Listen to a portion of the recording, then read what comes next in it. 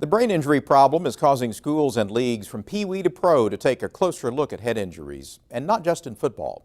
In this excerpt from Oklahoma Forum's Beyond the Broadcast segment, panelists discuss the science behind brain trauma and reforms to certain sports it may inspire.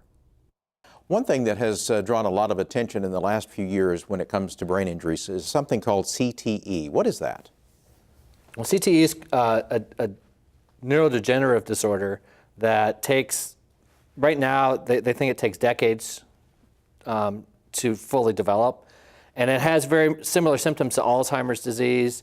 It can have a Parkinsonian component to it. And basically what it is, it's just, there's something called tau pathology, which is also seen in Alzheimer's disease. But the injured areas fill up with this sticky protein called tau, and the tau kills the neurons in those regions. And the particularly interesting thing is that the tau builds up in the medial temporal lobes where the memories and emotions are processed. So that's why you see these guys have emotional dysregulation, so there's a high rate of suicide, and they have memory problems. So you can see, if you see some of these shows about it, they have severe memory problems. And then it builds up. The way they diagnose it different than Alzheimer's is it builds up in specific areas called the sulcus, which is like a U shape. And that's because as you pull the brain, the wires that wrap around the sulcal basin there get pulled the hardest. And so the tau seems to build up. So they think it's a sort of a tension on the wire issue, and that attracts inflammation, which probably produces tau. As we learn more about CTE, Jeff, it appears that that is something that is going to bear a lot of watching. I believe that's definitely on the radar for our medical professionals that have taken the task of doing some long-term studies. We've seen some of the NFL and even some of our martial arts and our other athletes have boxing have decided to donate their bodies to science to help further this research. And like Pat alluded to, is that why are these athletes having earlier signs instead of seeing these signs show up in 60 and 70, showing up in 40 and early 50s, you know, with memory loss and all symptoms of Alzheimer's. So I don't know that they're 100% sure. I'm pretty positive they're not 100% sure that, you know, this is a part of the problem that's causing all of this CTE, but they definitely have a strong suspicion. Dan, does CTE bother you? Is that a concern?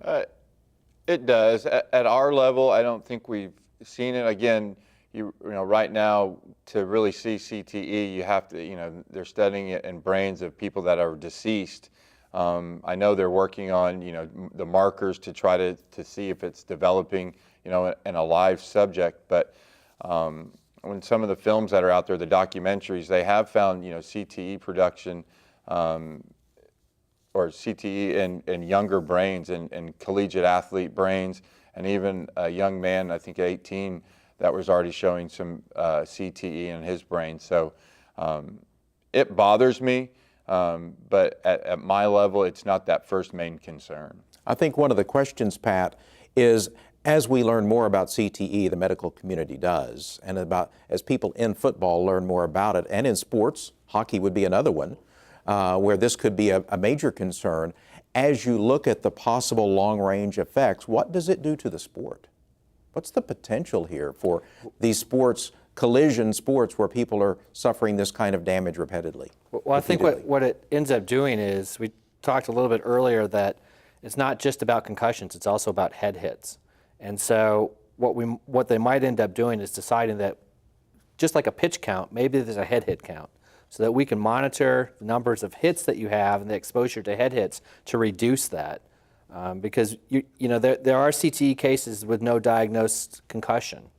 Our own data show in collegiate athletes that they have football players have reduced hippocampal volume, which is brain damage, right? And it correlates with how long they've played football. So that, to me, suggests there's no, I can't prove this at this point, but suggests that it's the number of hits. And so I really think that what we'll get down to is, especially at the younger ages where your brain is really trying to get wired up still, and this is a white matter disease, let's reduce the number of hits that kids can have over a period of time. You can watch the rest of Oklahoma Forum beyond the broadcast on brain injuries and full Oklahoma Forum episodes in the video section of our website, oeta.tv.